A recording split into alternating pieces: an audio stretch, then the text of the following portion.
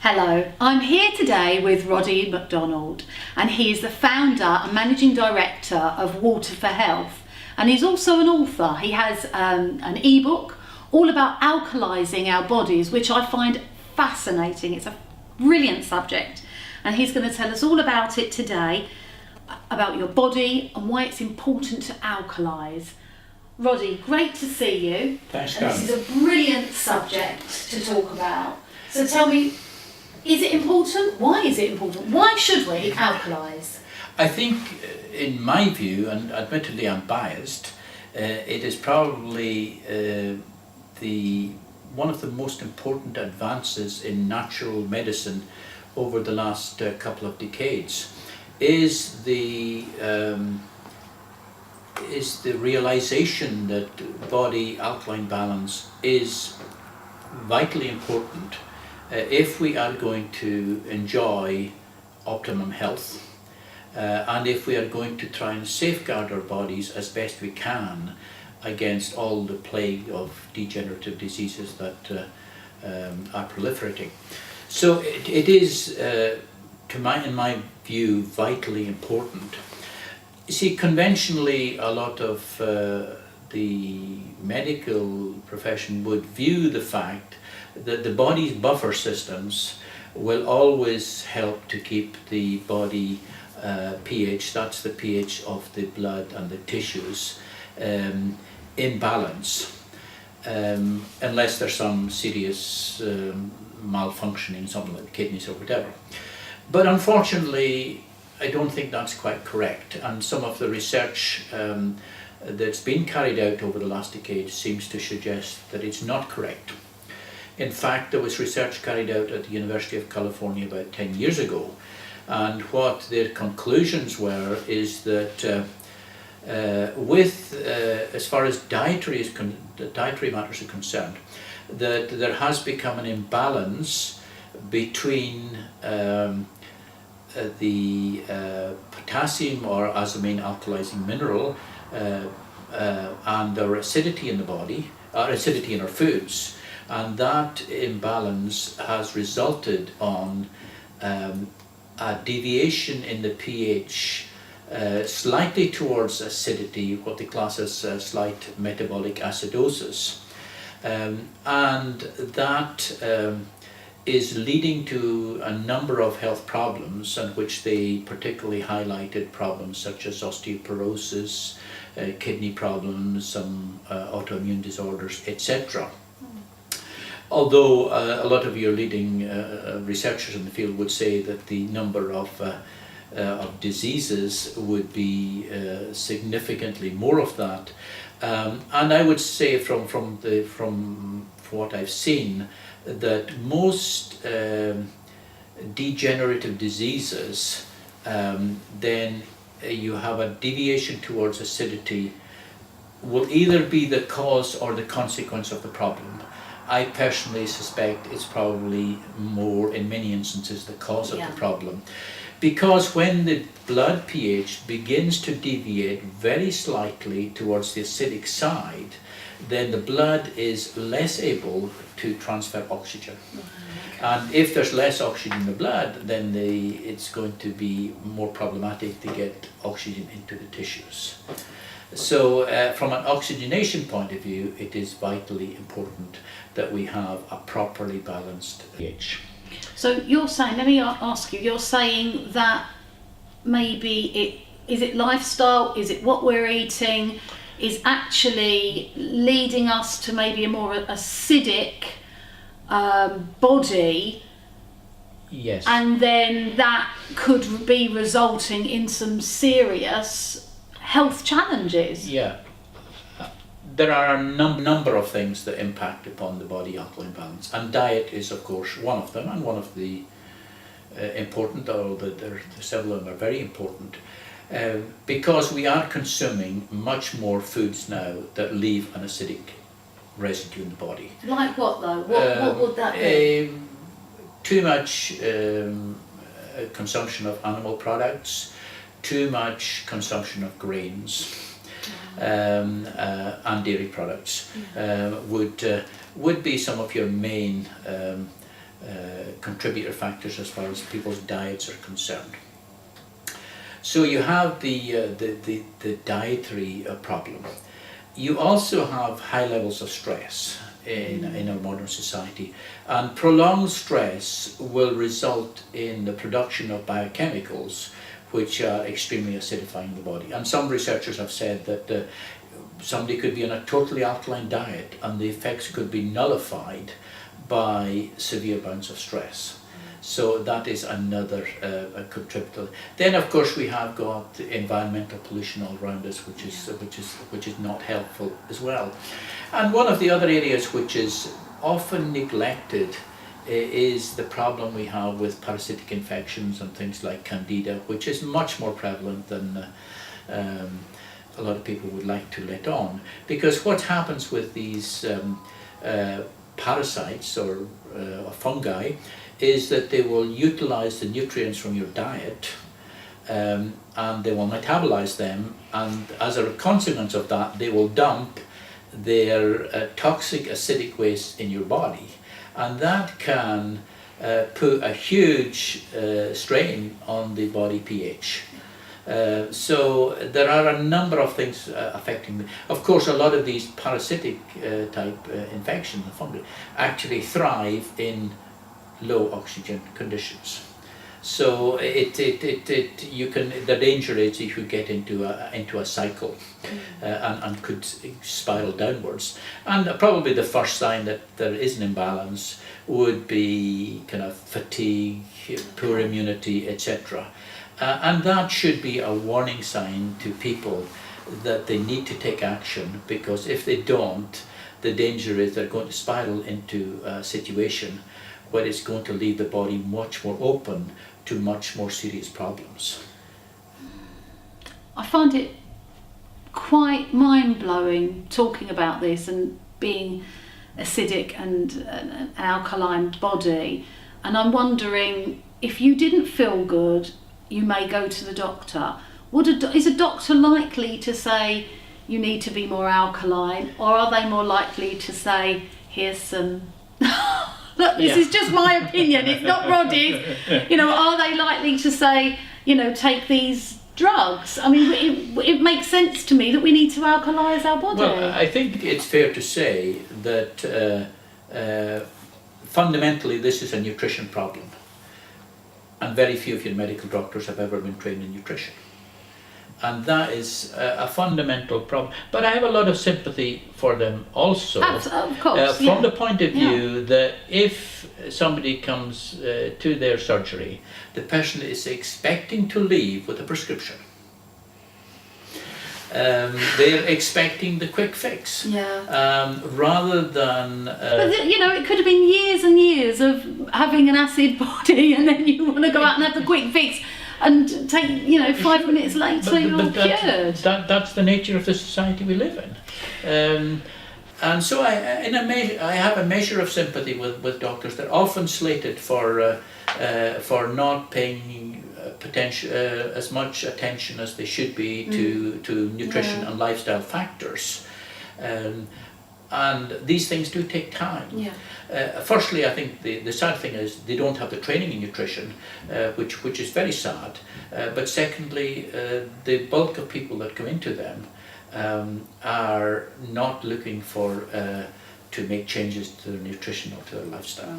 Right. And that is a huge issue. I think that's such a shame. And I would encourage people, if people are looking for help there, that they seek out a good nutritionist that has knowledge of the importance of body alkaline balance, because they don't all do. It's important that somebody that has got knowledge of this subject. Okay. So, first of all then, you may feel a bit tired or sluggish, your immune system might not be that great, that could be a warning. It could lead on. We don't know, but it could lead on to something more serious. So that's the time really, if you're watching this, think about what you're eating and doing in your lifestyle, and what else could we do to really give this... Well, I do believe in most aspects of life, whether we acknowledge it or not, that we are the product of our choices. And I remember going back probably 10, 15 years ago, being at a site meeting, and we went for lunch afterwards, and this colleague was sitting there, and he was choosing quite carefully, and he was a man in his 40s, and he said to me something that was pretty profound. He says, I realise that the dietary choices I make now are going to dictate the quality of my life in my senior years. Yeah. That absolutely, is to my mind is very profound. And we might think we will get away with living a poor diet, etc., but it will catch up with us. Absolutely, and that's what I've got to say as well. That's what I've always thought. You know, I want to look after me now, so the me of the future looks back and says thank you. Absolutely, yeah. That we should, I believe, live into our twilight years in good health, with high levels of immunity and energy, without having to succumb to filling our bodies with a whole load of prescription drugs to keep us alive. Yeah, absolutely. I don't personally believe that's the way it's meant to be, and I don't also believe it's the way it needs to be. So what can we do? You know, we might be feeling tired, we want to take some action, want to feel a little bit more alkaline. You know, I like to focus on what we can do rather than what we have to leave behind. I mean, I've got a feeling that smoking, and obviously you've said about eating animal products, dairy products, maybe drinking alcohol, to me I feel they could be acidic. Sure. Maybe could we say, is it worth reducing them, cutting them out? Yeah. What would you suggest? Well, as far as the dietary aspects is concerned, my personal view is that not everyone needs to be vegetarian. From the point of view that there are some people that seem to be able to metabolize it and cope with it, whereas many others don't. And also there could be many people that are vegetarian and their pH is off whack. Absolutely. It depends really on the person. I think, however, I will qualify that for people that do consume animal products, the vast majority consume far, far too much. And everyone should try to move away as much as they can. There are a number of other reasons why people should move away from a lot of your animal products as well, because of the processing, or particularly with, if you look at a lot of your intensive farming of animals, that they are actually, if they're being fed what we class as box fed, unfortunately a lot of them are being fed on soy and corn, and a lot of that is probably GMO. So although people are not consuming GMO products directly, if they're eating a lot of that in GMO. Wow. But the other thing about it, which is also GMO. Wow.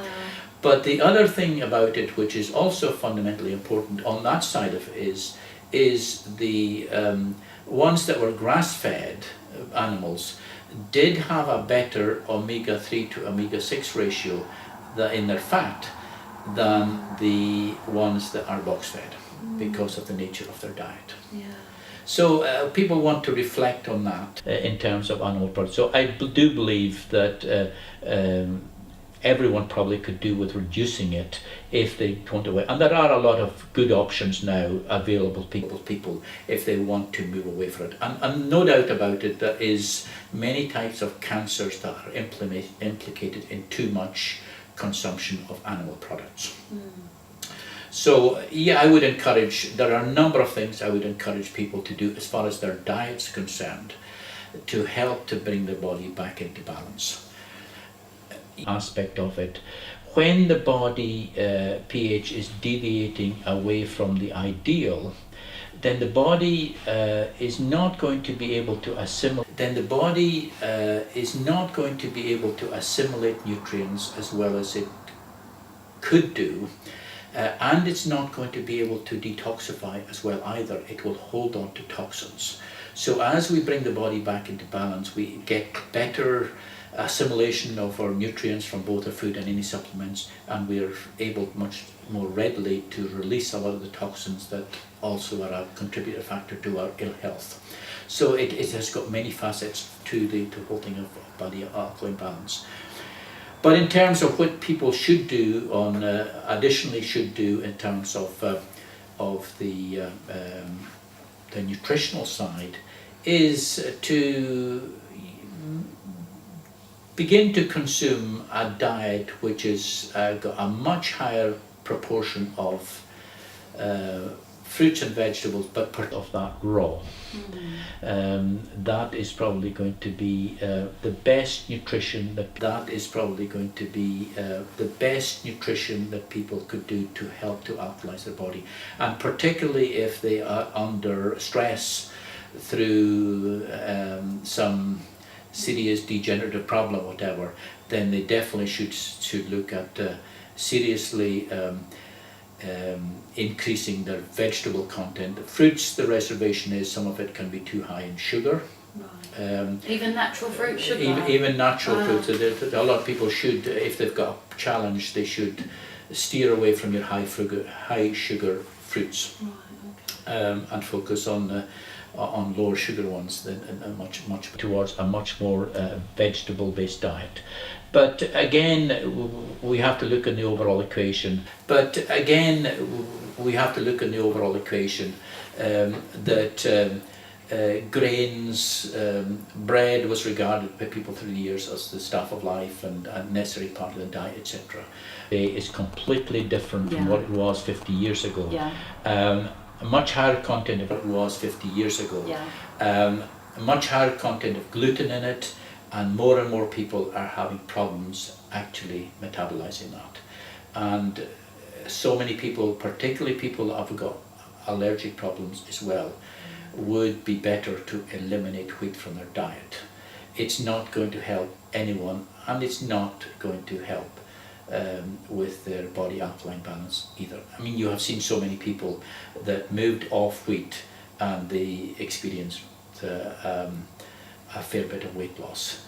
Wheat was the problem for so many. So it's not just your meats and dairy, although they are tend to be on the acidifying side, and also even on the actually even more acidifying than your meats. So people should people should be very careful on that. But I encourage people to learn to listen to your body. People say to me, "What should I eat?" I say, ask your body. What's your body telling you? What reaction you're getting? My body tells me to eat chocolate. I don't want to listen to that.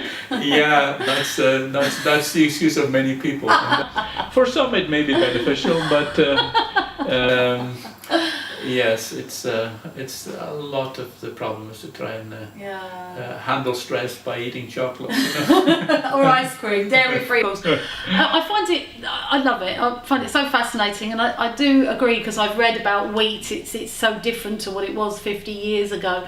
I mean, I don't eat meat, I don't eat dairy products, but it is a challenge for people to cut out wheat, isn't it? Because wheat is in everything. Everything I read, they add it in, they chuck it in there. Absolutely. I don't know why. Yeah, sure. It's there as a filler, and a lot of experts might say it's probably addictive. Really? So there are certain things in there that would This is another can of worms, isn't it? This is another program. So I think it's fair to say, as far as the food is concerned, we want to get food that is electron rich, and so much of your processing is negating that. So really, we want to get foods that they have got the minimal of processing. that is also going to be critically important. And not just in choice of people that will meat, but looking at having a diet that is as rich as possible in foods that are as processed as little as possible. And one of the other aspects on that is in terms of the fats. Because over the years we've moved away in terms of the cooking side from using animal fats, using a lot of other fats which were deemed to be more healthy, but in fact a lot of them are probably being found to be less healthy than even the animal fats were. And what is important is to consume in your diets plenty of good oils. That is, oils that are as processed as little as they can be, because one interesting aspect about the seed oils, the seeds seem to absorb the photons the photons from the sun's rays affect that seeds. And consequently the seeds are very electron-rich foods. So consequently, when oils are prepared for consumption, they should have preserved the electron-rich properties of these oils, and people should use oils for specific, like for instance. If you're using something like flaxseed oil, it should never be heated, never cooked. It's only to be used as a cold oil. It's a very fragile oil, but also a very beneficial oil. Whereas for high temperature cooking, my personal recommendation would be people should only use coconut oil or avocado oil, because the structure of coconut oil will not be changed by heating. And it is and as well as having very, very many beneficial properties. So these are things I would encourage people to incorporate into their diets. It's a fundamental part of the overall balance of the body in terms of dietary wise. What I say to people as far as their diet is, number one nutrient is to take good water. Plenty of alkaline antioxidant water is necessary to help the body in so many ways, to help to flush out the toxin, to help to improve the acid-alkaline balance in the body. Then consume plenty of greens. Green foods are very electron-rich, and if people are not smoothies or that sort of thing per day, then they need to supplement on some concentrated green product. The recommendation for people is to take 5 portions of fruit and vegetables a day. Personally, that's totally inadequate. That I don't think with modern living that is near enough, and yet we see a fairly high percentage of the population will consume no vegetables, or anything they do consume is probably the lettuce leaf on their burger, and often they throw the lettuce leaf away. So I'm laughing, but it's so it is very, very important to get plenty of green foods, because green foods are high in chlorophyll, and actually the chemical structure of chlorophyll is very similar to the chemical structure of blood. And as well as in the greens, you've also got a number of highly beneficial other phytonutrients, vegetable nutrients there, that have got particular properties in terms of cancer fighting in particular. And that's why there's increasing research coming out showing the benefits of particular nutrients found in fruits and vegetables, and their ability to be able to fortify the immune system, so the immune system can deal with what's thrown against it. And that's why you see some of these things are listed as being particularly beneficial for people with cancers, that people should consume a much higher diet with raw, preferably vegetables and some fruits in it. So the second thing I say would be, as well as the water, would be plenty of greens. Thirdly, to use good oils. Fourthly, I would say we have become increasingly deficient in good minerals in the body. Intensive agriculture over the year has depleted the soils in so many ways. And you can get people that are consuming maybe even organic food. But if that is grown on soil which maybe had been for years intensively farmed, it could well be that that food is still deficient in a lot of the trace minerals that we need. So it is necessary that we get plenty of alkaline minerals and trace minerals into the body. You see, we can function on a limited number of minerals, but we cannot enjoy optimal health without a whole raft of trace minerals, some of them in very, very small quantities. So it's need be to help. Now, by somebody supplementing on some alkaline minerals, it does help to 5 It to does help somewhere to, in the order of 9 to 5. It is much more increase alkaline. But also you have changed the oxidation reduction potential of that water as well. That might not appear to be as important, but in our view it's probably more important. And there is more research coming out now in terms of antioxidant properties of water, because what's happening, the natural minerals in there are reacting with the water, and there is a release of a small amount of molecular hydrogen. And there's been quite a bit of research done recently in terms of hydrogen, and particularly the benefits of drinking hydrogen-rich water. And one study, give the body plenty of I think it was University of Pittsburgh in the US, last year indicated, and they looked at people with metabolic syndrome, which is, you know, the precursor to diabetes and some cardiovascular problems, etc. And in the trial that they ran over a kind of 6-week period, they saw a significant improvement in a lot of the markers that looking at for metabolic syndrome by people that were drinking hydrogen-rich water.